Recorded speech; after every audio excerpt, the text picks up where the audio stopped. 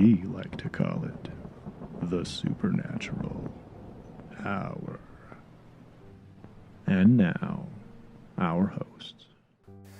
Hello, everyone, and welcome to the Supernatural Hour. I'm sitting here with... Raven. I love my new name, just so you know. And... Dawn. This week, we're going to be talking about someone that they have named the Destroying Angel of Mormondom. Yeah, that's a tricky word, huh? It is. I think it would be so I've cool also to been have heard a him- nickname of the Destroying Angel. That sounds... Yeah, the Destroying Angel, I've read that he was also referred to as the Avenging Angel. He's also called Old Port, but I think if I had the choice between Old Port or the Destroying Angel, I would definitely go with Destroying Angel. So yeah, the Destroying Angel. Now this does have some ties into the LDS history a little bit, being that he was heavily involved in... I would say a lot. heavily involved in a lot of the stuff that went on when the church was first formed, and that person is Porter Rockwell. He's pretty much a stud, I've decided. This picture of him I got here on my iPad looks really cool. I wish I could grow hair like his. I got the beard down. I can't do the long hair because I might be able to. His hair was kind of thinning on top too. I might be able to pull off the Porter Rockwell look. I actually noticed that too. So yeah, we're talking about Porter Rockwell, and I'm going to go ahead and let Deanne start us off. So one of the Raven. things that that I found interesting, if you grow up in Utah, if you grow up in this culture, in this church, you hear about him. Basically, he and Joseph Smith were neighbors. They grew up near to each other, and they'd known each other their whole life. And he became Joseph Smith, and then subsequently Brigham Young, who came after Joseph Smith. He was their personal bodyguard. Touch bases on how young Porter was compared to Joseph Smith. He was Do you remember that? 8 years younger. Yeah. So there was about an 8-year difference. So like 16 and 8 was the difference there, and they Right. were pretty inseparable. They were, and he was really helpful when Joseph Smith when it came time to publish the Book of Mormon.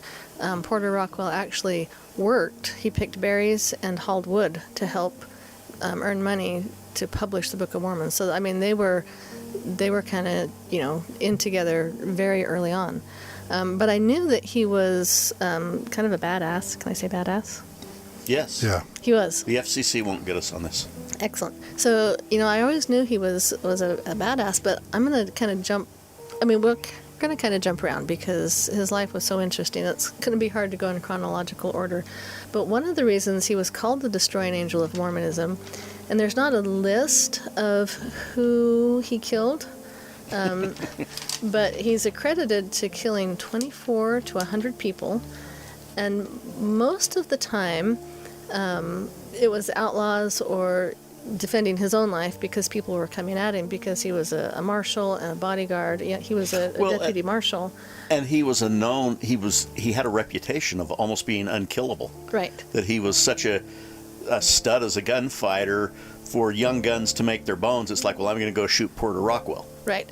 But he was called the Destroying Angel, but it says that he killed more men, and I didn't know this until I kind of did some brush up for this podcast, but he killed more men than Wyatt Earp, Doc Holliday, Tom Horn, and Bat Masterson combined.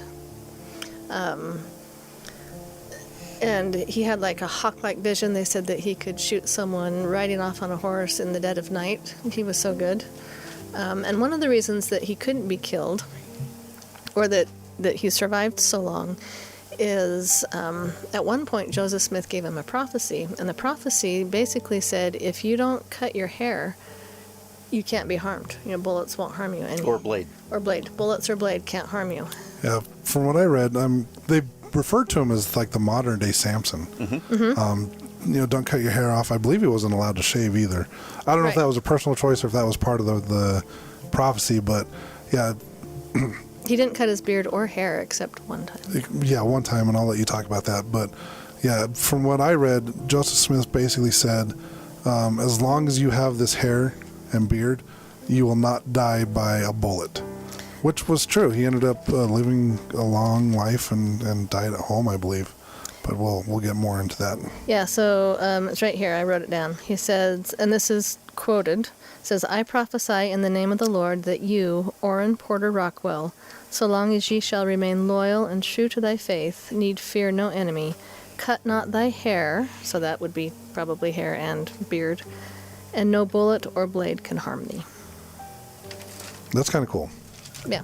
So he actually died of natural causes. He was about 60-something, 65 or 67. So if you figure back in the 1800s, that was a pretty ripe old age. So he did cut his hair once. And the reason he cut his hair, Joseph Smith had a younger brother named Don Carlos. And Don Carlos's wife got typhoid, I think it was. Some illness, I think it was typhoid. Don Carlos's widow. Because he had died. Correct. Yeah. So. And she was losing her hair. So he did cut off his hair, his luscious locks, so that she could make a wig, which I thought was really sweet. I understood he had the wig made for her and presented it to her. Yeah. But yeah, so that she had a wig so that she wasn't. Of Porter Rockwell's hair. Yeah. So she didn't like go sneak and trick him and cut it while he was sleeping. He did it his own self. I thought, oh, he got this little badass gunslinger, but he cuts his hair off to make a widow a wig. Isn't that cute? And it also talked about that he then went under an alias for quite a while till his hair grew back. I didn't. That's yes. funny. It's like He's funny. So he was really quite known for his loyalty, and he was very relentless. Because he was very relentless and kind of badass, that's the word of the day, by the way. And I don't do the swears often, so be impressed or shocked. I don't know if one I of the consider two. ass a swear. I do. I can think of a lot worse ones. Well, yeah, me too. So because he was so relentless and fierce and, getting a reputation, he was often accused of stuff that he didn't do. He actually spent 9 months in prison once. And when you're in prison, you're never really treated great, at least at that time. Now you can get, your college degree and stuff. But at the time, you weren't really treated that great in prison. And he was in a cold prison. They didn't give him any bedding. They would feed him food that the dogs wouldn't even eat. And the reason he was here is because at the time, the governor of Missouri didn't like the Mormons, as they were called at that time. And he signed an extermination order. Executive Order 44. Yep, exactly. Kind of like Order 66 in Well, here's the thing. Star Wars. The funny thing is they didn't rescind that until 10 years ago, 15 years ago. So it would have been legal to kill Mormons up till about 15 years ago in Missouri. Man, I missed out. I know. I'm just kidding. I have no wantingness to kill anybody. But he didn't treat the Mormons very good, and so someone attempted to assassinate him, and they just automatically assumed it was Porter Rockwell, and so they threw him into prison, and he was there for 9 months, and they finally let him out. So did you hear the story when someone asked Porter Rockwell if he shot Governor Boggs? Tell us. Porter Rockwell said he's alive, isn't he? That's awesome. Well, Porter Rockwell, So his point was, no, he didn't shoot him because he wouldn't be alive if he had shot him. Right. He had a quote that said, "I never killed anybody that didn't need killing." So, which I thought was kind of funny. He had some good one-liners, like Brigham Young. Brigham Young had some pretty good one-liners. Something I learned. So back then, not a lot of people were terribly literate, in the mid to 1800s. More so than in the Middle Ages, but it kind of is hard to tell where, what's myth and what's reality, because he didn't keep a journal. The people that were literate back then, were heavy into writing letters and journaling, but he didn't. So a lot of this is, I don't want to say hearsay, but things that other people wrote. And some of it is legend. He was so legendary that things tend to get bigger and bigger. But even though he wasn't terribly literate, he was very business-minded. And he actually owned a hot springs hotel and brewery, which is near what we call the point of the mountain now. It's if you're familiar with Utah at all, it's near where the state prison is. And it actually did quite well. And at its peak, it was producing 500 barrels of quality lager. I'm not an alcohol. Lager. I don't know how to pronounce that because It's lager. Lager. Lager. I don't drink the alcohols, so Oh, you're missing out. I don't know. Not really. So, so he was very business-minded. There are 2 statues of him in Utah. One is near where his brewery was, and it's funny because he was a long-standing, very loyal member of the church, but he owned a brewery, which is just weird. And then there's one in Lehi, which is a town near where we're podcasting. There's a restaurant there. There used to be a restaurant there called Porter's Place, which was fabulous, and then they shut down, which hurts my heart because it was a really fun place to go to. They had good steak. And Porter's Place was crazy haunted. I personally can tell you there was at least 4 spirits there. And one time when we were there, we asked the waiter, and he's like, oh yeah, he says there's places in here that we won't go by ourselves. And we said, is the owner here? Would you ask him if we can come and investigate? And so he did, and the owner wasn't into that. But now that the restaurant's not there, I wonder if we can get in. I wonder if we can somehow There's only one way to find out. call and ask. Yep.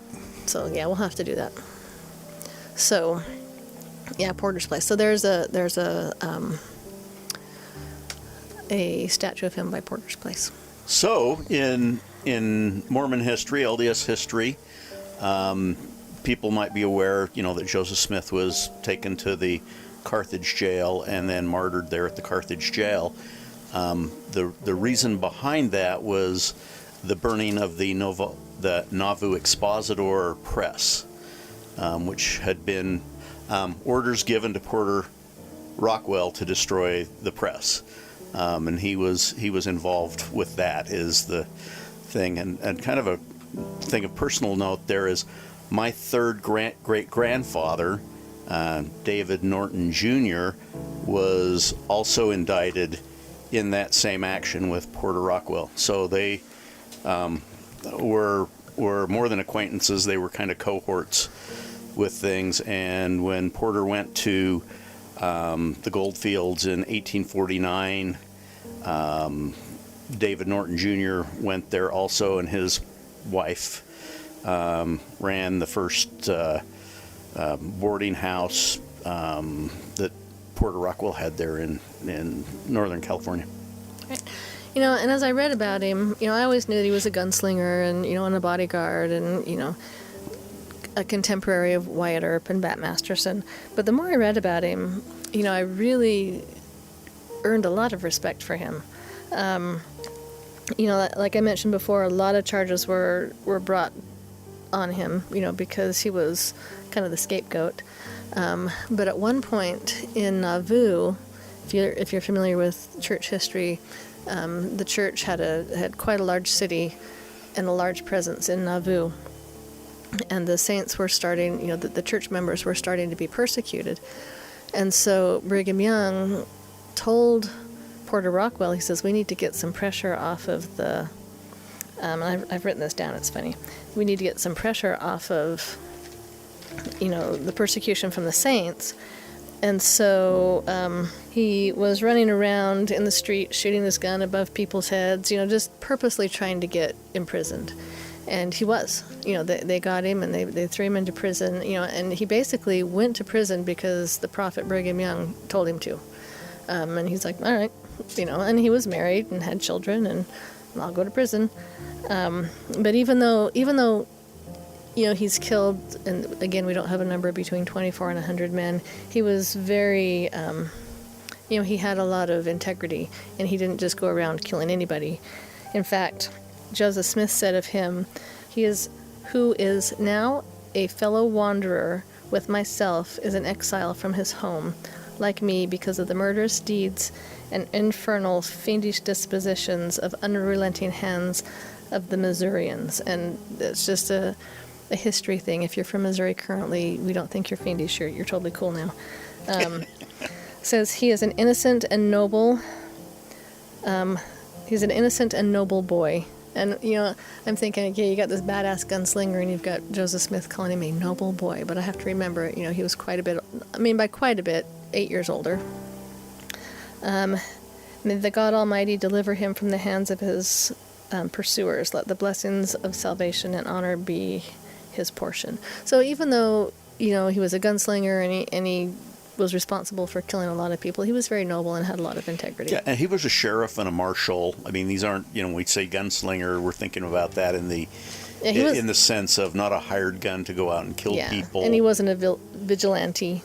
It was usually, like he said, people that needed killing. I don't know that anyone needs killing, but he wasn't just out, shooting whatever for whatever reason. There was usually a reason. There were usually, a horse thief or, as part of his job.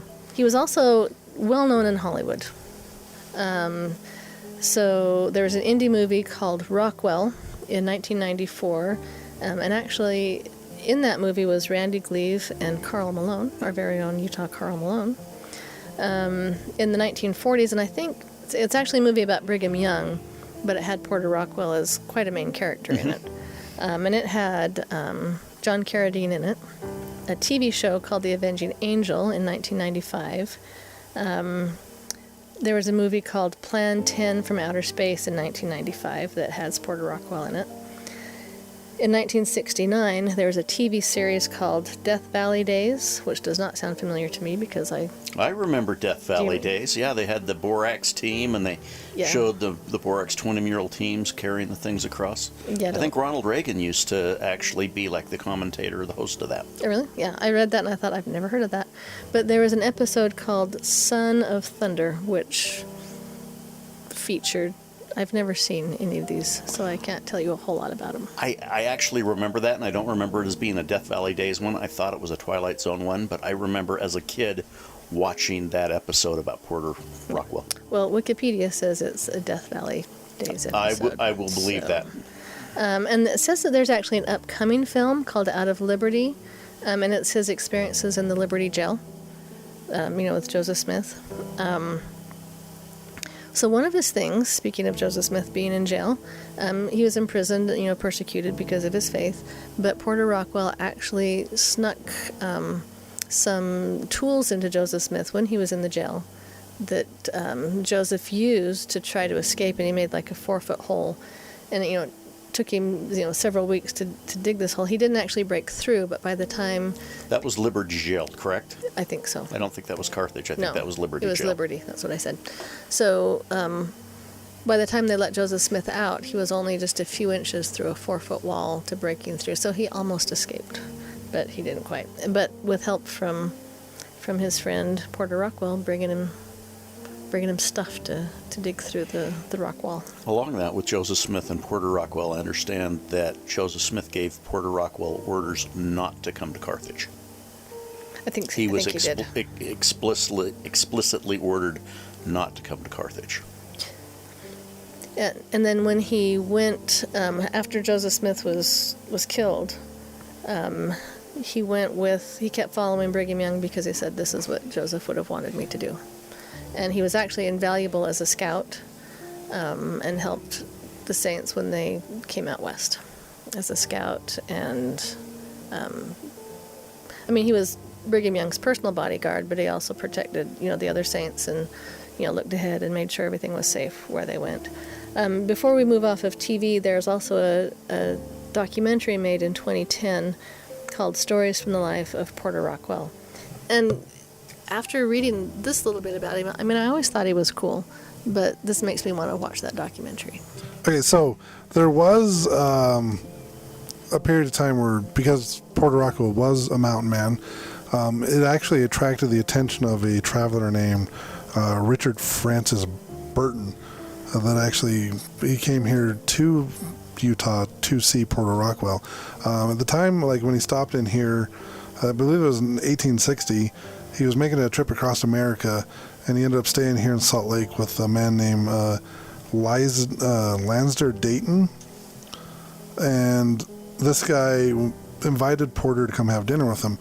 When they were having dinner, Rockwell got a bottle of Valley 10 whiskey, and he and Burton actually went shot for shot throughout the entire night. And while they were doing this, Rockwell was actually outlining steps that Burton should take so he could pass safely to the Sacramento is where he was heading.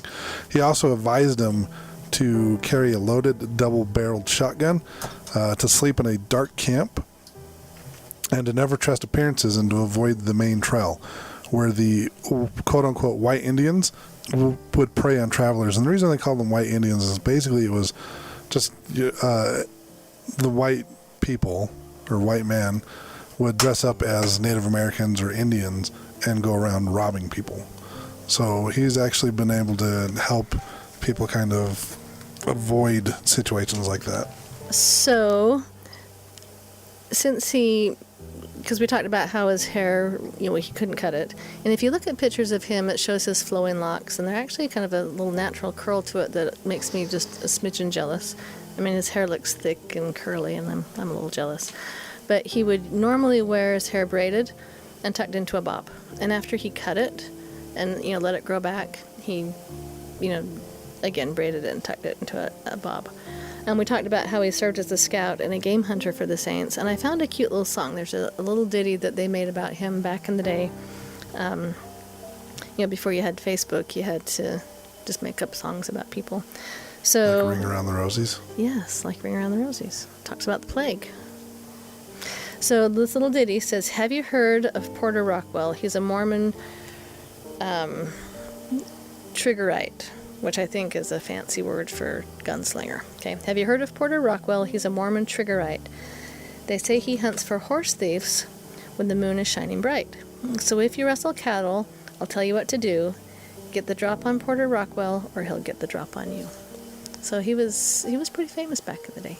So one of the websites that I read was like his second or third great grandson giving, some of his take on his great great grandfather. He says that he was referred to as a diamond in the rough. He abhorred deceit and intrigue. They said he was above average height. And so I thought, well, what's above average height? And as I did a little digging around, apparently he was 5'6", which would be above average height in the mid to late 1800s. They didn't grow him very tall back then. They said he was very quick in movement. He had strong arms and strong chest. He had gray, cool, and searching eyes. And if you look at the pictures, all pictures from the 1800s, the eyes look a little creepy, but you look at his and you can kind of see what they mean. He had natural curly hair. That was just my observation. And he was a very good businessman, like we said, with his brewery.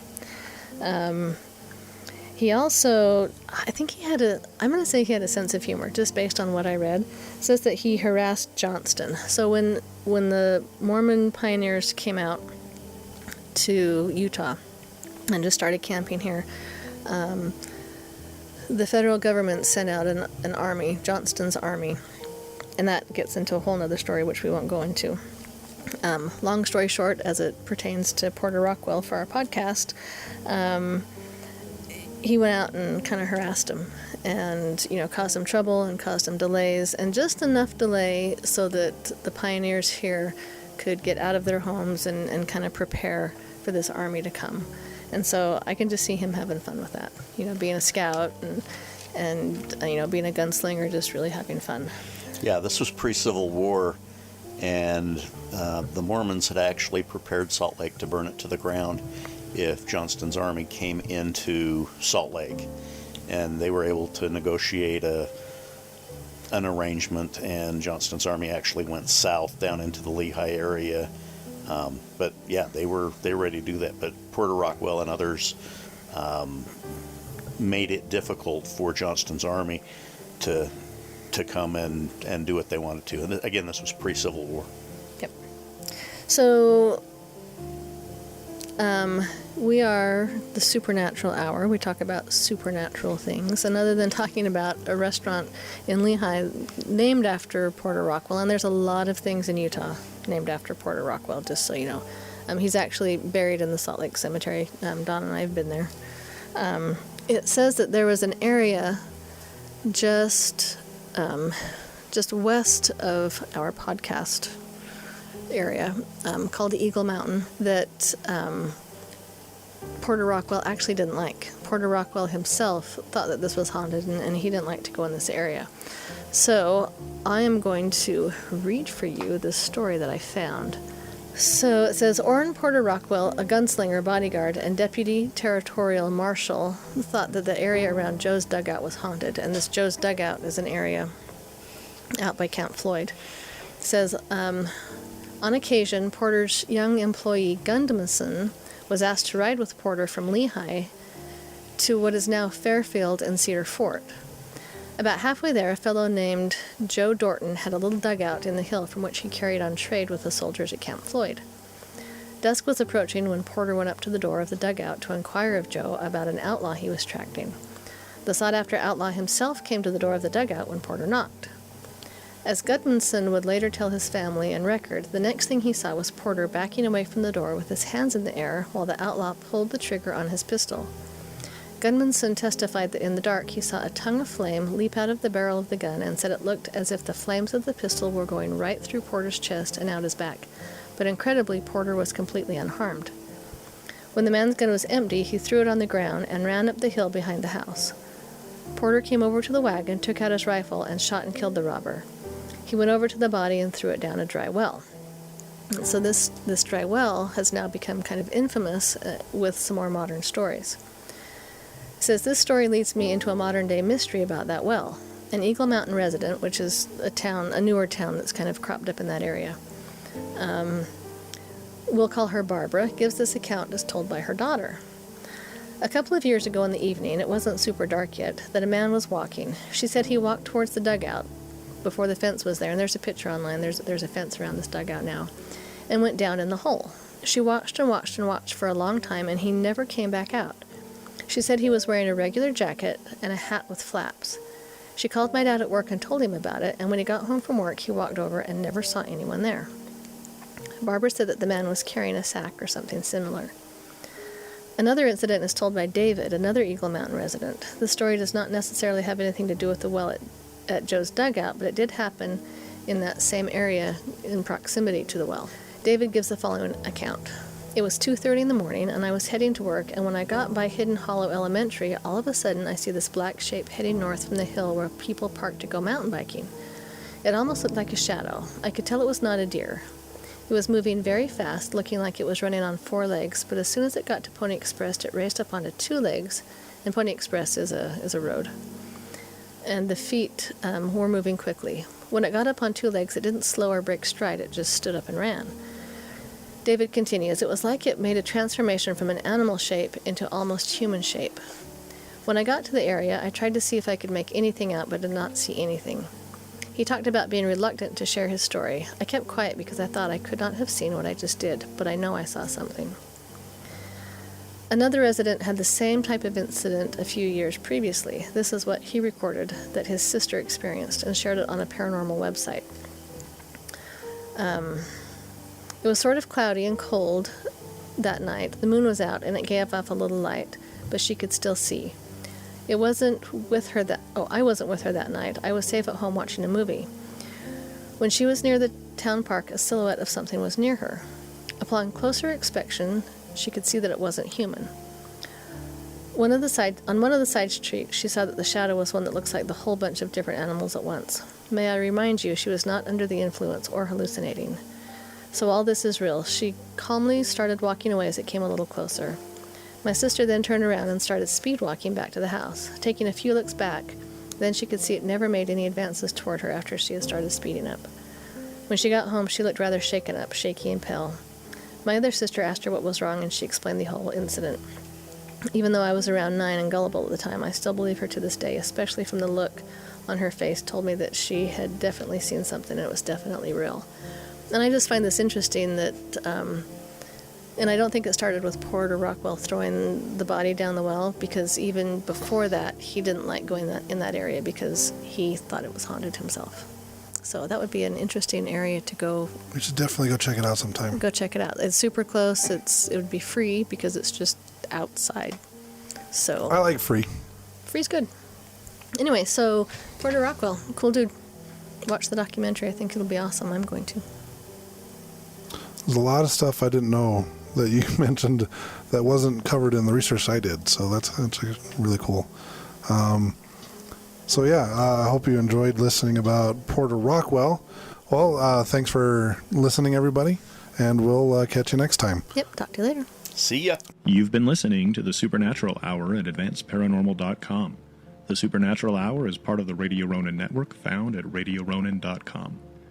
Copyright 2021 by Advanced Paranormal Services.